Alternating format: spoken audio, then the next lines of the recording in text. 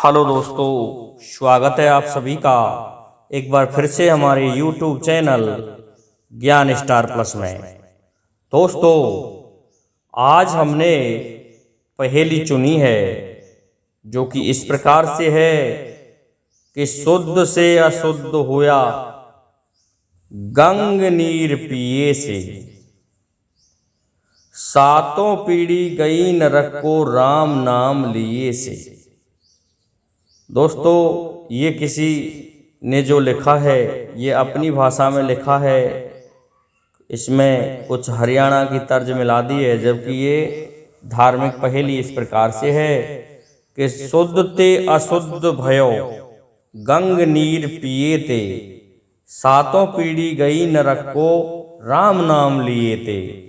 दोस्तों, पहेली बड़ी अद्भुत और सुंदर और भ्रांति फैलाने वाली भी हो सकती है, परंतु दोस्तों इसका अर्थ देखते हैं कहाँ जाकर लगेगा। ये भ्रांति नहीं फैलाएगी जहाँ तक है, क्योंकि ये आस्था पर ठेस नहीं पहुँचाएगी और मैं समझता हूँ ये खरी उतरेगी। इसका अर्थ लगाने की मैं कोशिश करूँगा। तो दोस्तों, यदि आप हमारे चैनल पर नए हैं तो आप सभी से मेरा निवेदन है कि आप हमारे चैनल को लाइक, शेयर और सब्सक्राइब करें। तो दोस्तों, आते हैं अपने मूल कंटेंट पर और देखते हैं कि इस पहेली का अर्थ कहाँ जाकर लगता है। दोस्तों, पहली लाइन में लिखा है शुद्ध से अशुद्ध भया, अर्थात दोस्तों इसे समझने के लिए पहले हमें एक कथा कहनी पड़ेगी, उसे आप सुने। दोस्तों, क्या हुआ, एक बार एक टटा टटेरी अपने अंडे समुद्र की पाल पर दे देती है और समुद्र ने क्या किया कि उसमें से जो लहरें आती हैं उन लहरों के साथ में वे अंडे बह करके समुद्र में चले गए, जिससे टटा टटेरी ने आकर के समुद्र से कहा कि मेरे बच्चों को दे दो। तो समुद्र ने सुना ही नहीं। तो इस पर जब नहीं सुना तो टटा टटेरी कहने लगी कि यदि तू नहीं सुनेगा तो तुझे मैं सुखा दूंगी और मिट्टी से भर दूंगी। तो इस प्रकार से वह टटा टटेरी क्या करने लगी, इधर से अपनी चोंच में मिट्टी लेकर जाती और उधर से चोंच में पानी भर के बाहर पटकती कि इस समुद्र को मैं आज सुखा कर छोड़ूंगी। उसकी ये प्रक्रिया निरंतर चल रही थी और वह अपनी भाषा जो टिट्याती है उसमें समुद्र को गाली दे रही थी। और समुद्र भी ये सोचने लग गया, पता नहीं इसने मुझ में से कितना पानी बाहर कर दिया और कितनी मिट्टी मुझ में अंदर डाल दी।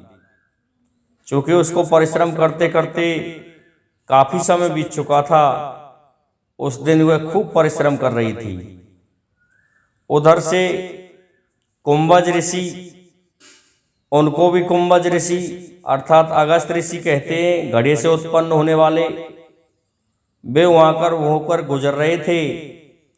और इधर को कुंभज टटा टटेरी को भी कहते हैं दोस्तों, तो वहां होके गुजर रहे थे। तो उस टटा टटेरी की इस दशा को देख करके कुंभज ऋषि कहते हैं, अगस्त मुनि कहते हैं कि ये तुम क्या कर रहे हो और इस तरह से इस पक्षी को क्यों परेशान कर रखा है।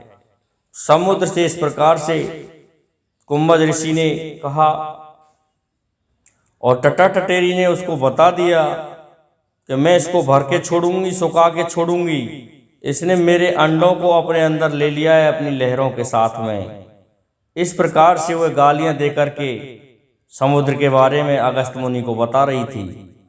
तो अगस्त मुनि ने कहा, भाई इसके बच्चों को दे दो, इसके अंडों को दे दो, नहीं तो तुम्हारे साथ अच्छा नहीं होगा। लेकिन समुद्र कहाँ सुनने वाला था। तो समुद्र ने क्या किया दोस्तों, नहीं आया वह बाहर और ना ही उसने कोई बात मानी। तो कुंभज ऋषि ने उसको 3 चिरुओं में ही पी लिया, अर्थात संपूर्ण समुद्र को 3 चिरुओं में पी गए। बताते हैं दोस्तों कि ये समुद्र पहले मीठा था, इसका पानी मीठा था। अब क्या हुआ, जब पूरा समुद्र अगस्त मुनि पी गए तो क्या होता है, सभी जीव घबरा करके और चिल्लाने लगे, जो जल जीव थे कि हम मर जाएंगे, हम मर जाएंगे। और अगस्त मुनि के ऐसा करने पर जब सभी जीवों ने इस तरह की प्रार्थना की तो अगस्त मुनि सोच में पड़ गए। तो अगस्त मुनि कहने लगे कि भाई कि अब मैं पी गया, वह जल वापस तो नहीं आएगा, लेकिन इतना हो सकता है कि ये खारा अवश्य हो जाएगा। जल जीवो, तुम ठीक है अपने स्थान पर पहुंचो। और वे पेशाब कर देते हैं। इस प्रकार से उस समुद्र को उन्होंने पेशाब के रास्ते से निकाल दिया और समुद्र पहले की तरह भर गया। लेकिन दोस्तों वह खारा हो गया, क्योंकि पहले तब कहा गया है कि शुद्ध से अशुद्ध भया, अर्थात समुद्र का जल पहले उसमें नदियां आदि नहीं थी, बिल्कुल गंगा जी के समान मीठा मधुर था। और उसको पी जाने से वह अशुद्ध हो गया, क्योंकि उसको पेशाब के रास्ते से निकाला गया था। और तो दोस्तों पहली लाइन का अर्थ यहाँ लगता है कि शुद्ध से अशुद्ध भया, गंग नीर पिए से, सातों पीढ़ी गई नरक को राम नाम लिए से। दोस्तों दूसरी लाइन का अब हम अर्थ लगाएंगे। दूसरी लाइन का इस प्रकार से अर्थ है कि दोस्तों क्या हुआ, एक बार राजा सगर पूर्व जन्म में किसी गरीब की लड़की का विवाह कर देते हैं, और उस गरीब की लड़की का विवाह करने से क्या हुआ, उनको राजा और रानी का जन्म मिला। उनके जो घर से उनकी पत्नी थी उसको ये बात उनको याद थी।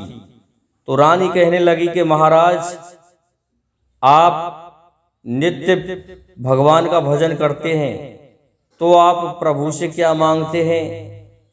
तो कहते हैं कि मैं मांगता हूं 60,000 लड़कियां, जिससे कि मैं अगले जन्म में और भी बड़ा राजा बनूं। इस प्रकार की बात राजा सगर कहते थे।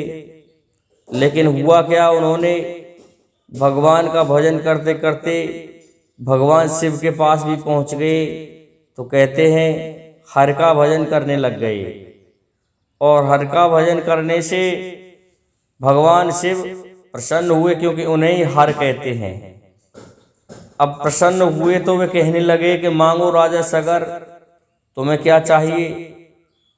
तो राजा सगर कहने लगे मुझे 60,000 पुत्र चाहिए, अर्थात चाहिए उनको आवश्यकता तो लड़कियों की थी, पुत्री चाहिए, लेकिन वो पुत्री के स्थान पर पुत्र कह गया।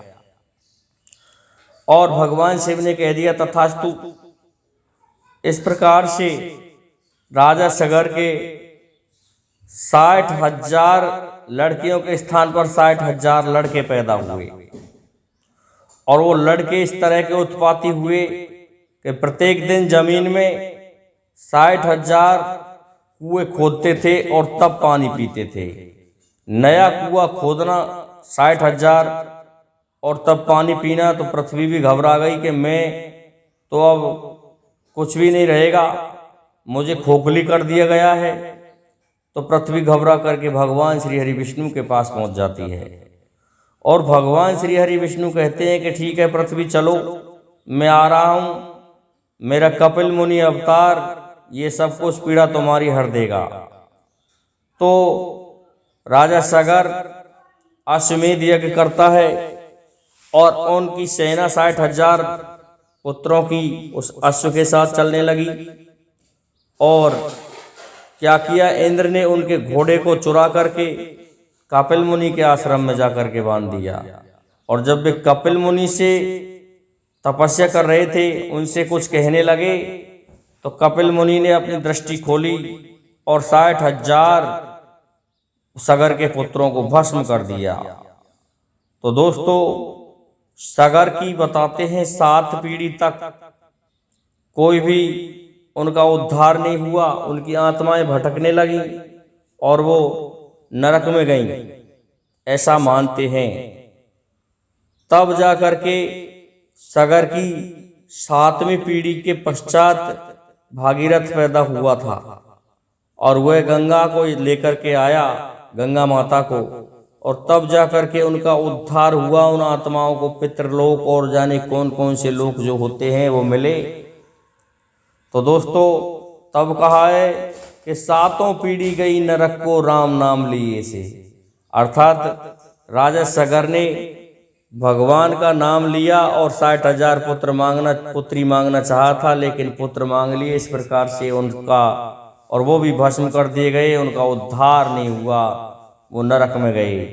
तब कहा गया है शुद्ध से अशुद्ध भयो गंग नीर पिए थे, 7 पीढ़ी गई नरक को राम नाम लिए थे। दोस्तों ये धार्मिक पहेली हमसे एक हरियाणवी ने पूछी थी। तो दोस्तों इस पहेली का अर्थ हमने ये लगाया है। मैं समझता हूँ आप सभी को हमारी ये वीडियो अच्छी लगी हुई होगी, और साथ ही मेरे सभी श्रोतागणों से, सब्सक्राइबर बंधुओं से निवेदन है कि आप हमारे इस वीडियो को लाइक, शेयर और सब्सक्राइब करें, साथ ही बेल आइकन को प्रेस कर दें, जिससे कि हमारे वीडियो का नोटिफिकेशन आप तक पहुंचता रहे। दोस्तों आज के लिए इतना ही काफ़ी है। जय हिंद, जय भारत, जय जय श्री राधे, जय जय श्री राम।